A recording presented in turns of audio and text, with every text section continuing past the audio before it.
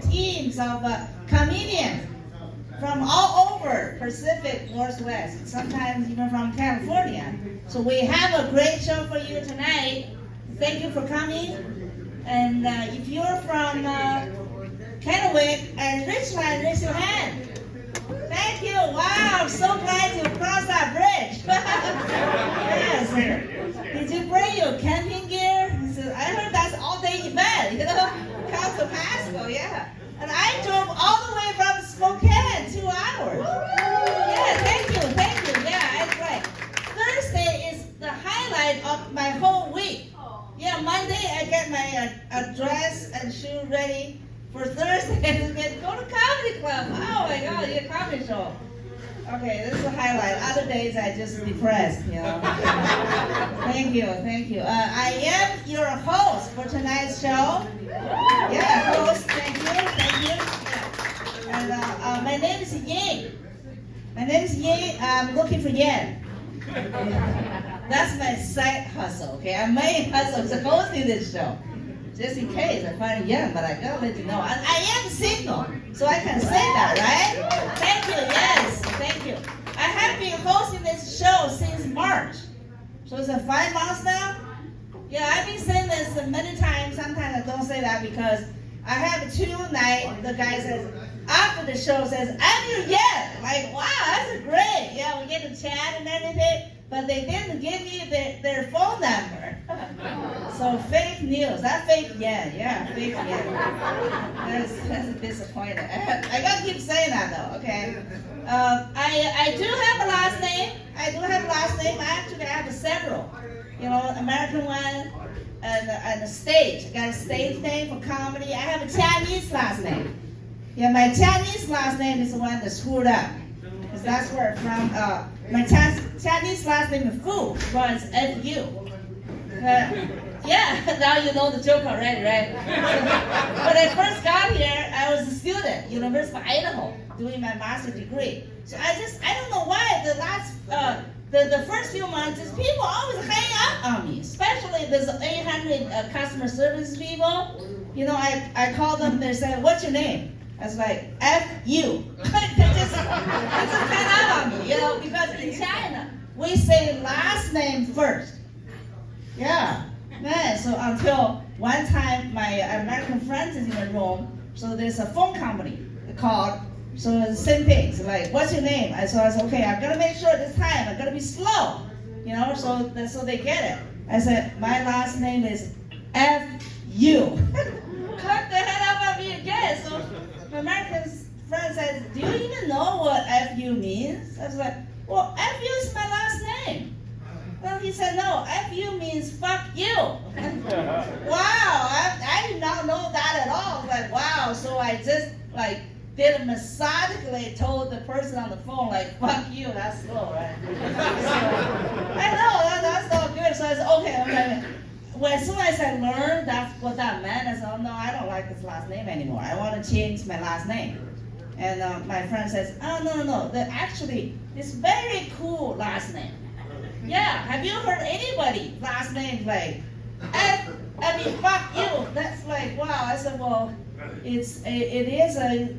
friend says, very powerful, I said, well, but my last name is not fuck you.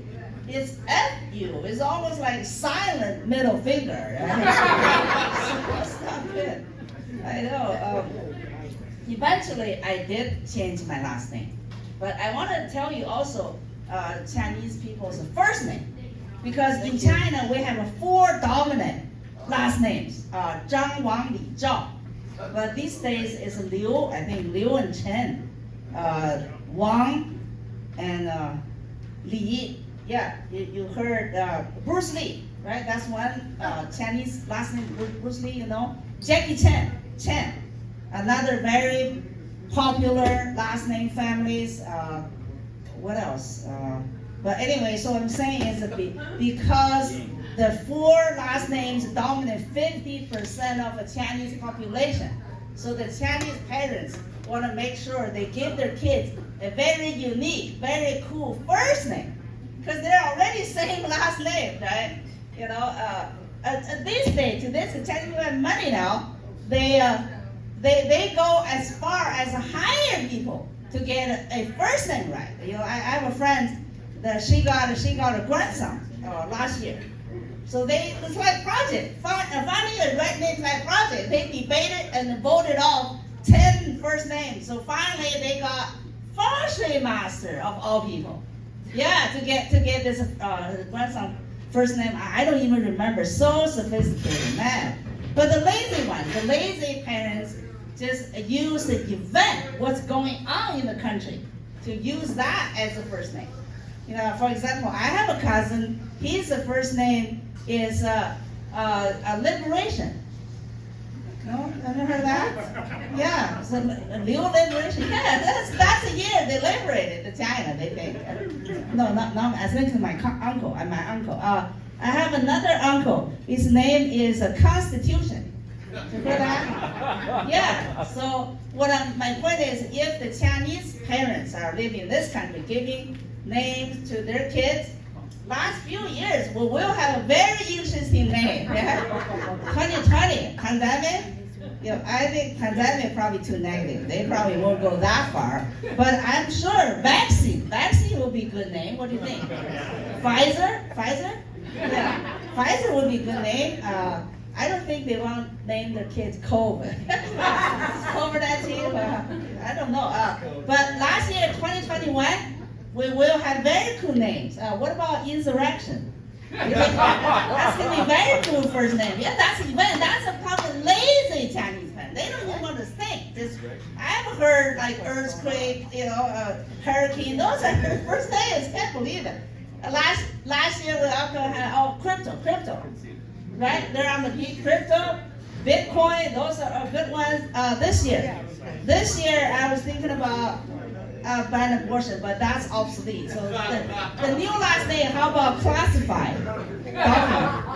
Classified, yeah. And I just heard the news, the classified document is MM on the same desk. So the classified MM, that'd be a good one. All right, moving on. So my job as a host is warming up this mic. How I'm doing? Warming up? Yeah, thank you. So warming up also means I kind of like a foreplay. Yes, foreplay. So far so good. Because those two comedians, they're the ones that bring real action, okay? I got your foreplay going. So as a Chinese, of course, as I said, originally from China. Okay, we have two friends. Thank you. Okay, two friends. The rest of you, don't worry. Okay? All my jokes are made in America. Yeah. You already heard that? Yes. And also, as a Chinese people, originally, I feel like I need to apologize. If I speak very heavy Alabama accents, y'all. I know. I'm still learning a lot. So recently, I learned a new word. This new word called asexual. You heard that word? Yeah. Wow. Yeah. Like I heard this word before, asexual, but I just assumed asexual means very powerful sexually. Sexuality. Yeah, that's what I assume. Asexual, right? It's like alpha male, alpha female. They're very powerful. They're horny all the time. They fuck a lot. That's what I thought. Yeah, asexual, right? Because A always the best. They're better than B, right? You go triple A. Yeah, that's just I'm assuming. Turns out, asexual means no sex. Wow, like not interested. And zero sex. Wow, that's a shocker. That's a shocker to me. That's what asexual means. So when I learned that, I was like, okay, I can borrow this word. I can borrow this asexual word because ever since I started menopause, quiet. I knew it. That's why I don't like to tell people. Because if I tell people Yin is going through menopause, people just assume, okay, Yin is not fuckable anymore. That's why I don't like to tell people. But you know what? I think that's wrong. That's wrong. People don't know reality of women going through menopause at all. I know. So like, on one hand, women going through menopause actually is like It's a free birth control. Wow. Yeah, I don't have to worry about Plan B anymore, the pill. I don't ever miss a tampon at all. So I just feel freedom. I feel very powerful. Free birth control. It's like man, very free. It's like, yeah, on a good day, I just tell my mate, yeah, just come inside of me. Wow. I feel powerful. Yeah, and other days, yes, we have other days, right? We have other days I just feel like I'm just taking a man pause. Leave me alone. Yeah, that's what menopause means. But now I have this word, asexual. See, all I gotta do is during this menopause days, I just say, well, my sexuality is going through phases. Right now, I'm in asexual phase. Wow. Yeah, it's very positive, right? Very positive word. Sounds a lot better than menopause, And also, asexual. So I want to belong to a group. So all of a sudden, I'm in the LGBTQ. How about plus A?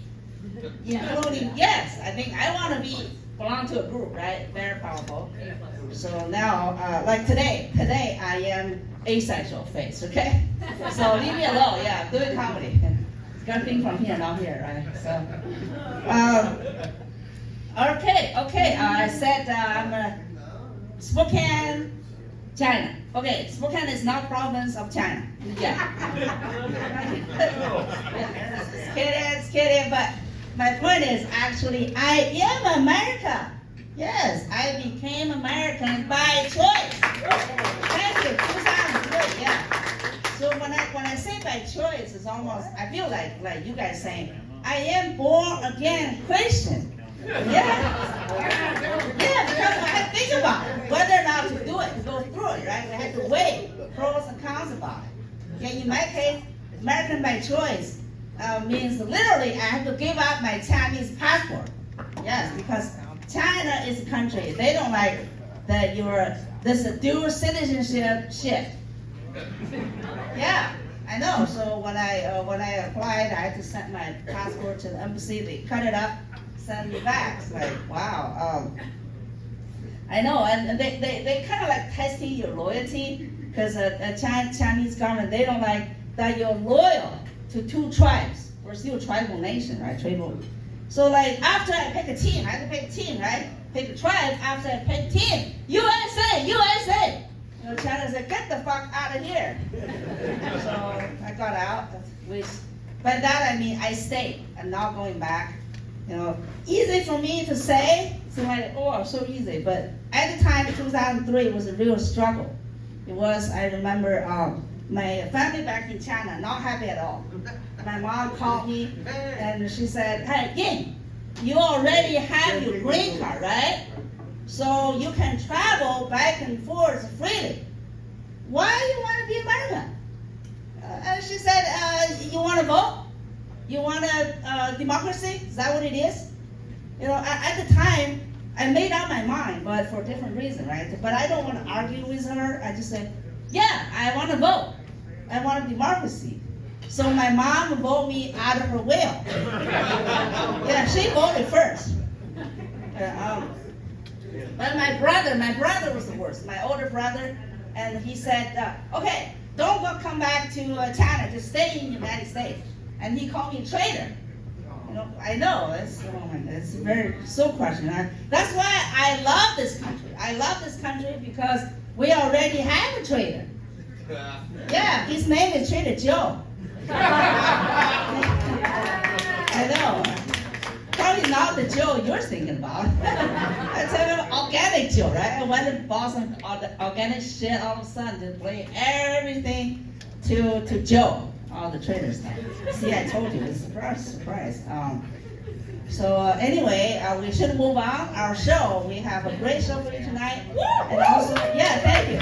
I just do some housekeeping stuff. And if you want to go to the bathroom, is that door, turn right. That on your left side. And also, make sure you tip our wait staff. The server, they're doing a fantastic job, right? Yeah. You know that inflation everywhere. But comedy in Red Line Hotel, we're flatline. If I'm not saying deflation. Well, $5, can't believe $5 comedy? Where'd you find that? You have to go back to 1980s to get a $5 comedy. So make sure. So I know you guys all have money to make sure to tip our service. So let's get this show started. Our first comedian, Jewel Lopez. And she's from all the way from Seattle, right? No, she's kind of yeah. So let's give it up to Jewel Lopez. All right. Let's keep it going. You guys, Ying killed it, right? Fucking loved it. How you guys doing? Everybody doing good? Yeah. You guys ready?